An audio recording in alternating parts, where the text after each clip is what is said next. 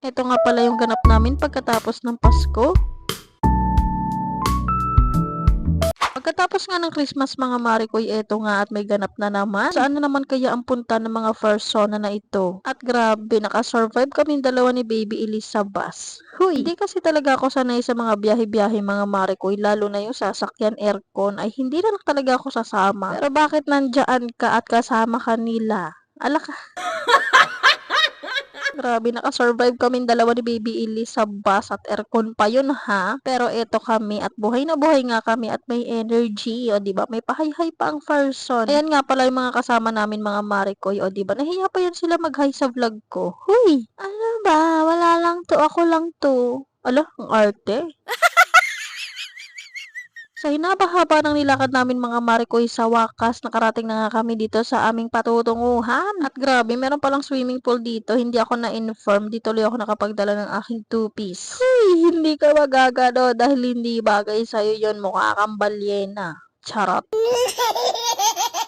Sobrang lamig ng tubig dito mga Marikoy, pero itong batang makulit na to, hindi talaga siya mapigilan. Kaya ayan, kahit hindi pa nakakapagbihis yung lolo niya, ayan, binantayan tuloy siya. Mga bandang gabi na nga pala to mga Marikoy, at eto, for the kanta-kanta nga muna kami ni Ate Jemarie. Dahil hindi pa naman nagsisimula yung party, kaya eto, for the kanta-kanta nga muna kaming dalawa. Hindi nga ako naligo dyan sa swimming pool, paano ba naman kasi, napakalamig ng tubig. At grabe, meron ako nakalimutang dalhin, yung jacket naming dalawa ni Baby Elise. Kaya sa bus, ayun, lamig na lamig kaming dalawa.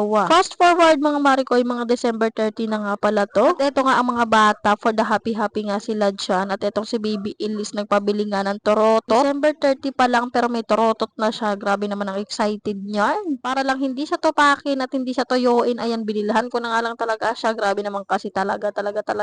Grabe naman kasi talaga to kapag tinoyo mga Marikoy. Salin na salin nga talaga ang attitude. Huy! At eto nga ang babae, napaka haggard. Uy, sobrang haggard naman kasi talaga at wala na akong masabi sa'yo. Ala, at fast forward, eto nga at paalis na kami at itong batang makulit. Halatang kakagising lang. At eto nga yung mag-ama, bababa na sila na para bang iiwanan nila ako. Oo eh.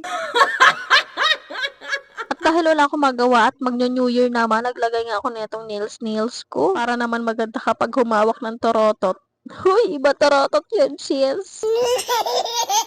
At December 31 na nga pala to mga Marikoy at bago nga ang countdown, eto nga si Kuya Oman meron pa ngang palaro. May pasayaw-sayaw, may palayo, kung anik-anik pa nga ang palaro niya. Siyempre minsan lang naman to kaya eto at ang palaro nga sila. Hindi ko alam kung anong tawag dyan sa sayaw na yan, basta ayan, sumayaw lang sila dyan ng sumayaw. Nag-happy-happy nga sila dyan dahil nga New Year naman, kaya ayan, for the laro-laro nga ang mga bata. At eto naman nga yung sunod na pinalaro ni Kuya Oman. Hindi ko alam kung anong tawag dyan sa palaro na yan, basta ayan, may takip yung isa mong mata at iikot ka nga at isushoot mo yung straw sa bote. At kapag na-shoot mo yan, malamang may premyo ka. At kapag hindi mo naman yan na-shoot, bumalik ka dun sa likod at dun ka maghintay. At grabe, sumakit na nga lang yung pangako at tiyan ko sa kakatawa sa mga batang to. New Year naman, kaya iyan, maglaro kayo na maglaro dyan hanggang sa mapagod kayo. Charot. Eto nga si Baby Elise, ayaw pa niya sumali nung una, pero pamaya-maya ay binandun na siya nakapila. Medyo tinopak nga ang batang makulit, pero saglit lang naman at nakipaglaro-laro na nga rin siya dito sa mga ate at kuya niya. Grabe, nakakatuwa talaga itong mga bata na to kasi hindi talaga nila ma-shoot-shoot yung straw sa bote. Maiinip ka na nga lang talaga sa kakahintay dahil wala talaga nakashoot. At etong sunod na pinalaro ni Kuya Oman, palayo. Ang una nga naglaro itong si Kia at ayan, binabalang ng konti dahil nga maliit nga siya. At eto, sisimula na nga ang palarong palayo.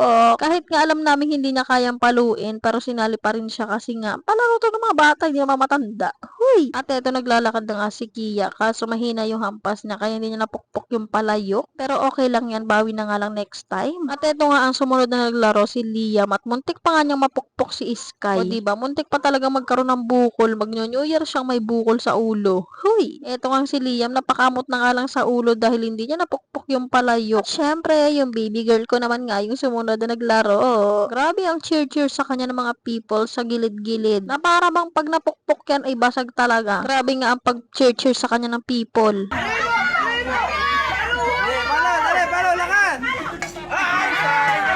O, diba? Napakahina ng pukpok, kaya naman hindi nabasag yung palayok. Sayang.